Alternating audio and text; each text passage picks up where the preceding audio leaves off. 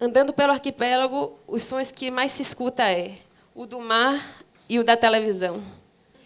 Sempre. É o mar de fundo e aquela TVzinha ligada. E se consome a imagem, por que não pode produzir? Essa é a pergunta. E essas são as dificuldades também de fazer com que isso cresça, com que o cinema comunitário não seja uma exceção, não sejam projetos que isso seja cada vez mais comum, que isso invada tudo, esses processos coletivos de cinema, e que as crianças, desde o meu lugar, ou todas as comunidades que estão sofrendo exclusão audiovisual, que no mundo audiovisual existe exclusão audiovisual, que as crianças e qualquer comunidade, qualquer pessoa que sofra exclusão audiovisual possa ter acesso a isso de alguma maneira. Então, esse projeto, o Cinemissal, tem esse desejo também de deixar registrado as histórias do mar, as histórias de pescador e as histórias das crianças, através do olhar das crianças, para que isso possa circular e uma ilha possa conhecer a outra. O Vídeo nas Aldeias, hoje em dia, se apresenta como escola de cinema para realizadores e realizadoras indígenas. E já existe, enquanto coletivo, enquanto projeto, fundado pelo Vincent Carelli há quase 30 anos, mas funcionando enquanto escola, eu diria que existe há uns 15 anos, assim, mais cumprindo essa função. Assim, né? Eu digo realizadores indígenas, a Glaura estava falando, né, questão do realizador, cineasta. Então, eu acho que, para tomar esse ponto como exemplo, o Vídeo nas Aldeias, creio eu, estabeleceu no país uma figura de um agente que não existia muito na cena, né? Ou era um agente visto como... Era quase que um anátema, era uma coisa muito absurda você falar, há uns 15 anos atrás, de cineasta indígena. Né? Hoje em dia virou não um lugar comum, mas virou um lugar perfeitamente aceitável e um lugar, digamos assim, legítimo, um lugar de fala legitimado. Né? Eu acho que o que resta, enfim, é aprofundar esse processo, mas também complexificar a nossa visão de qual que é esse lugar de fala. Né? Qual que é o lugar de fala dos realizadores indígenas, qual é o lugar de fala de nós que digamos assim, nos lançamos nessa empreitada de ativar certas relações, de viabilizar certos processos nos locais, que também é uma parte, um aspecto do processo muito pouco problematizado. E pensando um pouco no que a Glaura estava falando, pensar a transformação desse próprio processo. Assim, eu acho que você tocou nesse ponto, que é isso, né? Em cada local, em cada novo projeto, com cada comunidade, a presença do vídeo, o uso do audiovisual, ele tem um sentido inicial e um sentido que se transforma ao longo dos anos, que o processo é continuado, né? Então, eu acho que é esse ponto específico que eu queria trazer hoje, assim, um pouco, pensar, digamos assim, a qualidade da transformação do processo de formação em aldeias indígenas. E o projeto veio um pouco para isso também, para trabalhar nessa integração das ilhas, de certa forma, num momento social muito delicado do arquipélago de Cairu, que é um momento de grande especulação imobiliária, estão loteando todo o arquipélago, e a comunidade está sofrendo uma transformação. Comunidades pesqueiras não vou dizer que estão deixando de ser pesqueira, mas o número de pessoas que estão indo ao mar está diminuindo muito. Por quê? Um lado, a própria questão do meio ambiente, do ecossistema. Por outro lado, então tem menos peixe. Por outro lado, a atividade pesqueira ela é completamente incerta. Você vai para o mar e você não sabe com o que é que você vai voltar. Vai ter peixe, não vai ter peixe? Você pode passar um dia inteiro e não pegar peixe. Então, as pessoas, com a diminuição da pesca, com a falta de estímulo, estão se afastando do mar. Ao mesmo tempo, está tendo a questão da especulação imobiliária. Então, uma comunidade que é pesqueira está deixando de ser pesqueira para se transformar em uma comunidade de construtores da engenharia civil.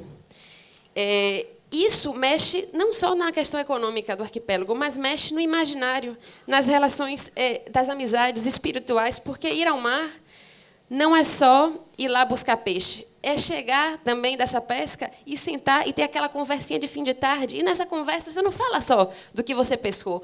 Ou as mulheres que fazem atividade da mariscagem, com a extração de lambreta do caranguejo, que é uma atividade muito feminina, que inclusive sustenta a comunidade de Garapuá, por exemplo, a principal atividade econômica é a extração da lambreta. Isso não é só ir buscar, isso é chegar da pesca, chegar do mangue e conversar, e você acaba conversando sobre outras coisas da comunidade. O que é que está faltando? O que é que está tendo que melhorar? E acaba acontecendo algo que foi um pouco um disparador desse projeto, que foi uma conversa com uma amiga do arquipélago Irá, que disse se pescador deixar de existir, história de pescador vai deixar de existir também. E ela fez a pergunta, e o que é uma comunidade pesqueira sem história de pescador? Há uma coisa que eu chamo de um discurso disponível em aldeia indígena. Esse discurso disponível é o discurso do resgate cultural. É o resgate de a gente vai filmar porque aí os nossos antepassados, porque a gente vai mostrar como era antigamente e os nossos netos vão poder ver como é hoje. Então, enfim, esse é um outro debate também muito caro, antropologia, mas eu diria que esse é um discurso complicado. Assim, a gente tenta evitar esse discurso, né? A palavra registro é uma palavra extremamente polissêmica e ela circula de formas diferentes, mas a gente até evita essa palavra. Assim, eu entendo quando o Aldo diz assim, é um registro. Sim, é uma memória, é um arquivo que se constrói na comunidade, mas muitas vezes as pessoas veem a ideia do registro como algo muito mais simples do que ela de fato é aqui. Esse paradigma assim, da preservação cultural, ele é parte, mas ele é quase que consequência inevitável do processo.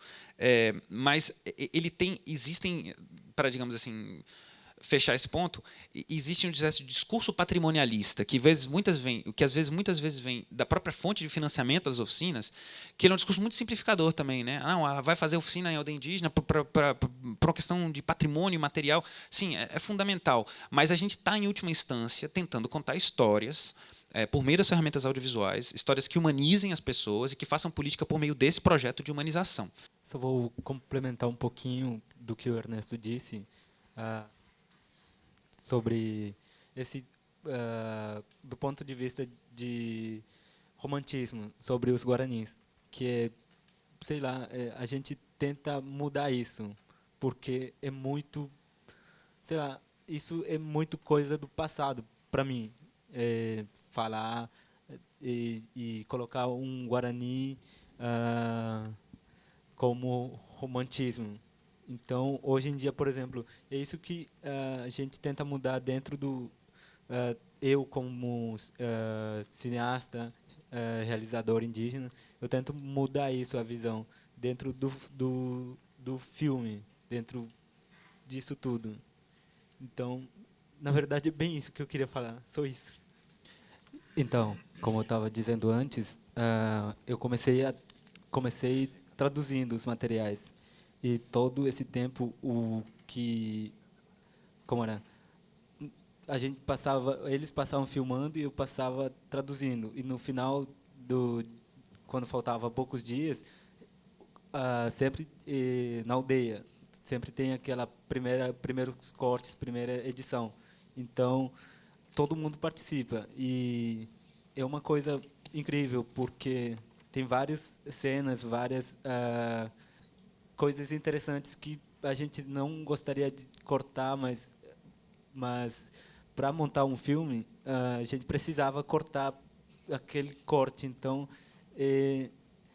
isso, para mim, é uma coisa mais de aprendizagem para mim, porque eu estando lá é uma coisa que é uma aprendizagem para mim, na verdade.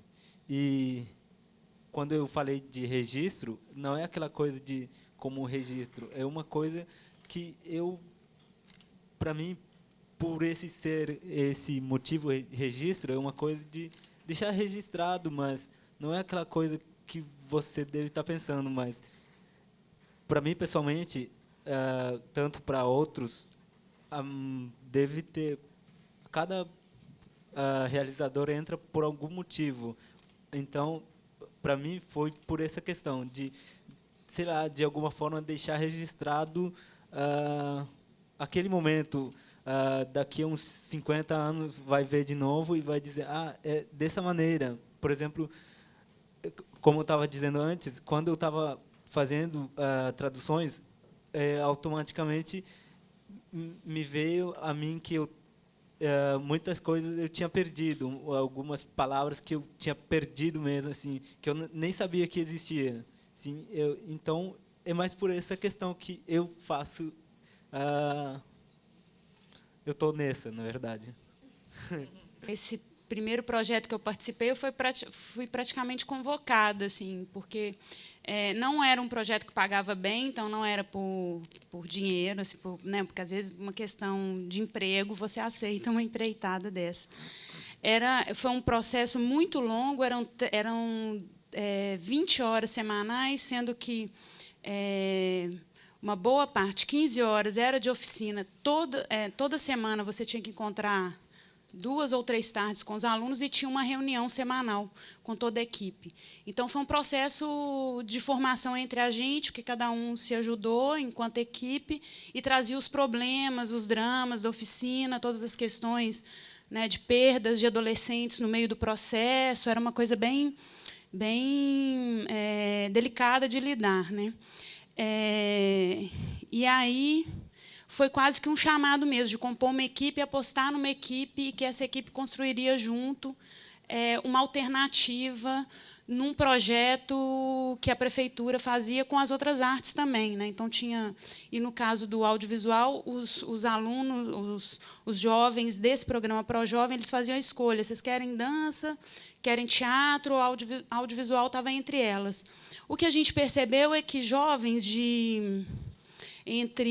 acho que eles tinham entre 14 a 17 anos, as atividades de corpo elas eram muito importantes. Assim. A gente percebeu depois, quando fazia o encontro com todos os grupos, que no circo tinha uma outra coisa que eles precisavam gastar energia, né? E acontece que a câmera ela pode aparentemente ser muito fria, né? E percebendo isso, né, querendo inventar metodologias, a gente fez atividades de corpo que eram praticamente danças, assim, num grande galpão que a gente tinha. E aí eu acho que foi muito rico, porque foi um momento de experimentação, né? Tanto eu estava junto com eles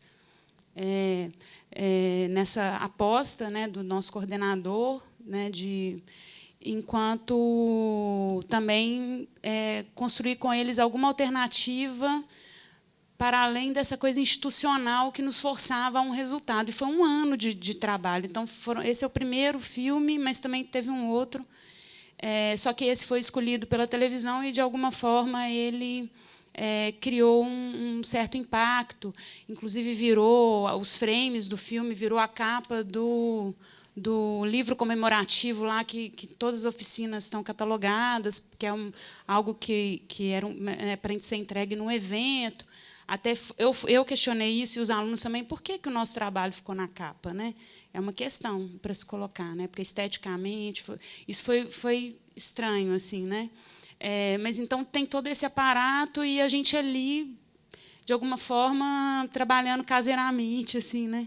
Que é talvez por isso que eu trouxe esse momento muito particular de trabalhar com eles e trazer esse outro mundo que parece, mas ele não está perdido, né? Que seria esse lugar do quintal, né?